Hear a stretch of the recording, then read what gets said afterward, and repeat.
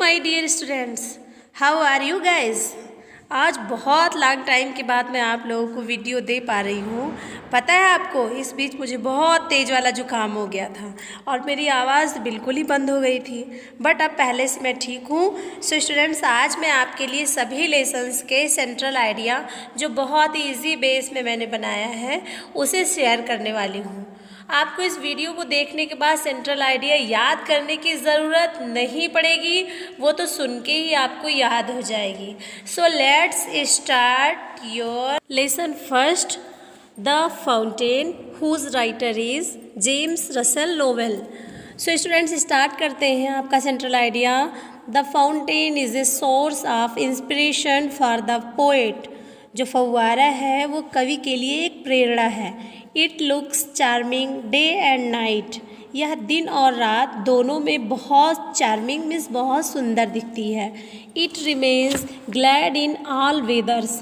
वेदर्स means मौसम होता है, मीन्स यह सभी मौसम में प्रसन्न रहता है। Its movements are natural and it can not be trained. इसकी जो चाल है, मूवमेंट मीन्स चाल, इसकी चाल नेचुरल है मीन्स स्वाभाविक है और इसे ट्रेन नहीं किया जाता है, इसे प्रशिक्षित नहीं किया जा सकता। It is untiring, ever happy, ceaselessly aspiring, ever fresh and glorious. यह अनथक है, अनटायरिंग, एवर हैप्पी सदैव प्रसन्न है, सीजलेसली मीन्स सहज है और एस्पायरिंग मीन्स प्रेरणा स्वरूप है, एवर फ्रेश सदैव ताज़ा है एंड ग्लोरियस और शानदार है।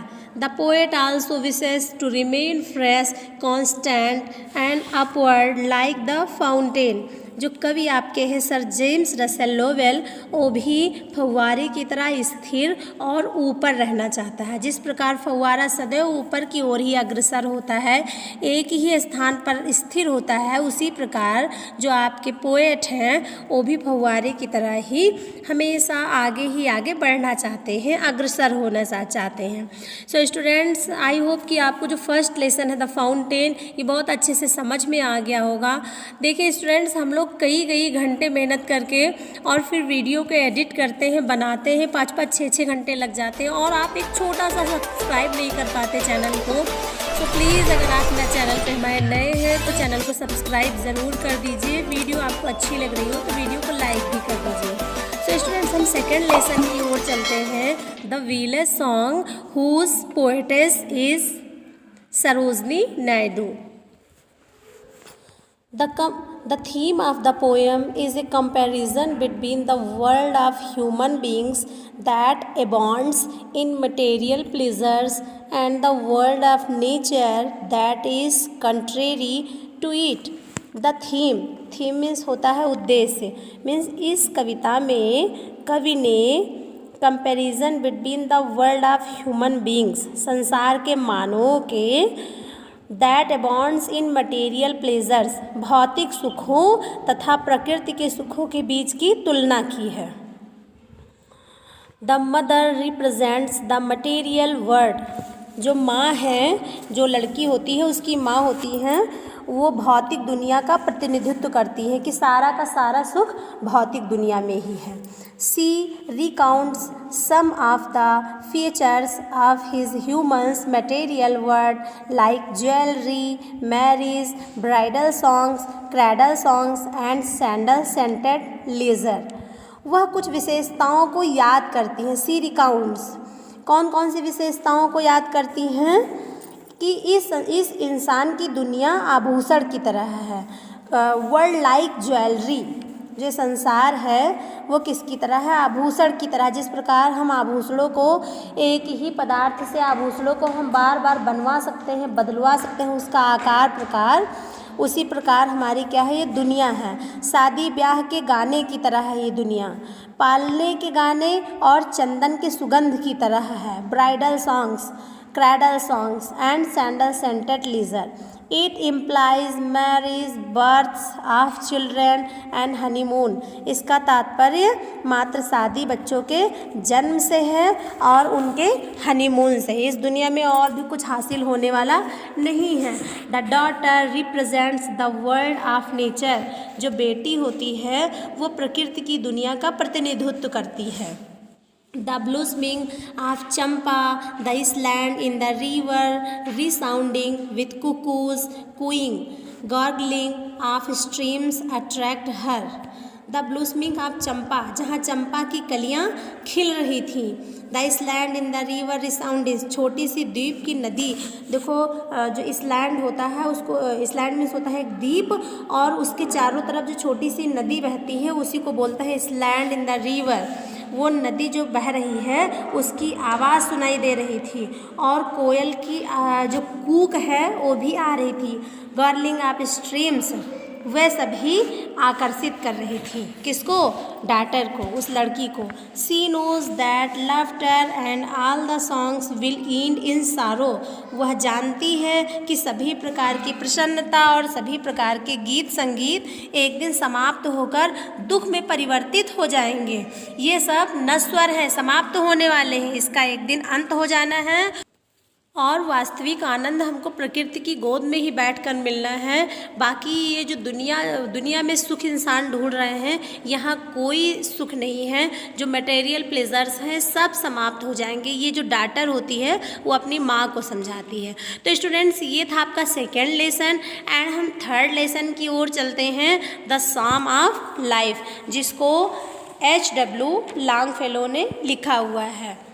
The poem The Psalm of Life, published in 1838, is a celebration of life.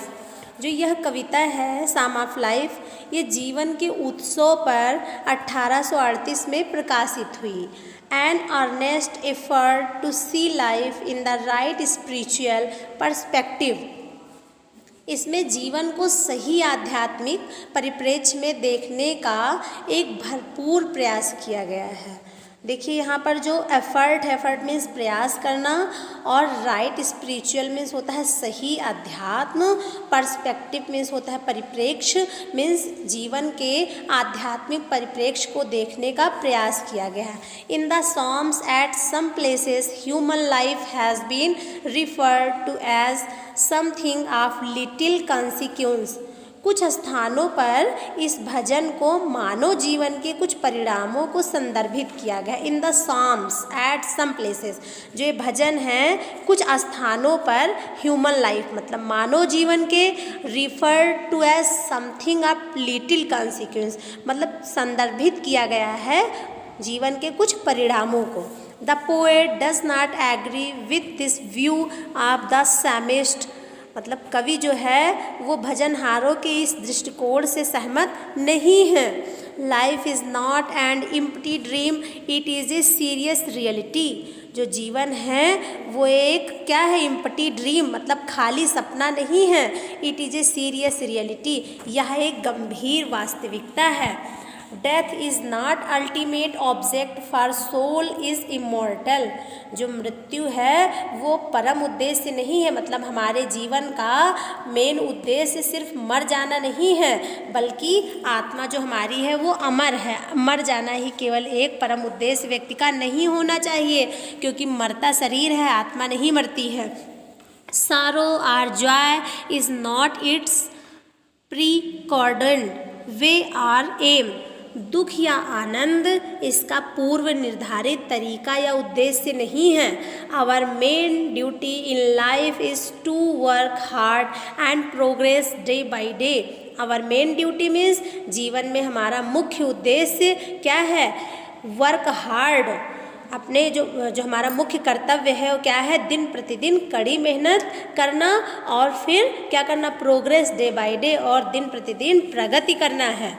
In this short and temporary camp of life we should face the circumstances of life as a hero. In this short and temporary camp मतलब जीवन के इस छोटे और अस्थायी शिविर में we should face, हमें क्या करना चाहिए? फेस करना चाहिए। The circumstances of life as a hero, हमें एक नायक के रूप में जीवन की परिस्थितियों का सामना करना चाहिए। And not be driven this way और that way by them like helpless cattle, और हमें उन असहाय मवेशियों की तरह, यहाँ पर जो ड्राइवन कैटल है उसको बोलते हैं मवेशी, मतलब जानवर, असहाय जानवरों की तरह स्वयं को किसी के हाथों संचालित नहीं किया जाना चाहिए। जिस प्रकार जानवर को कोई दूसरा खिलाता है, कोई दूसरा चराता है, कोई दूसरा बेच देता है, इस प्रकार हमें अपने जीवन को दूसरे के इशारे पर नहीं बिताना चाहिए। We should give up idleness and start working hard to achieve success after success, हमें आलस्य को छोड़ देना चाहिए। कह रहे हैं आइडियलनेस, गिव अप आइडियलनेस, हमें आलस्य को छोड़ देना चाहिए और सफलता के बाद भी सफलता हासिल करने के लिए कड़ी मेहनत करना चाहिए। स्टार्ट वर्किंग हार्ड मतलब कड़ी मेहनत शुरू करना चाहिए। We should learn to labour hard and wait for the result, we should learn मतलब हमें कड़ी मेहनत करना सीखना चाहिए, and wait for the result और परिणाम की प्रतीक्षा करना चाहिए। मेहनत भरपूर करना चाहिए और हमें क्या करना चाहिए कि जब रिजल्ट आए तो उस टाइम को क्या करना चाहिए, छोड़ देना चाहिए। जैसे हमने कहीं एक थॉट पढ़ा था कि हमें जो मेहनत है वो इतनी शांति से करना चाहिए कि आपकी सफलता शोर मचा दे, आपको अपने मुंह से कहने की ज़रूरत ना पड़े कि मैंने इतना मेहनत किया था। आपकी सफलता को देखकर लोगों को आपकी मेहनत का अंदाज़ा स्वयं हो जाए। सो स्टूडेंट्स, ये था क्लास 10th के सभी लेसन्स के सेंट्रल आइडिया। अगर आप इसको प्रिपेयर कर लेते हैं तो आपका कोई भी सेंट्रल आइडिया मिस नहीं होने वाला, और मैंने बहुत अच्छी तरीके से आपको स्टूडेंट्स समझाया है। तो मिलते हैं फिर अगली वीडियो में, तब तक के लिए आप अपना ख्याल रखिएगा। Okay bye.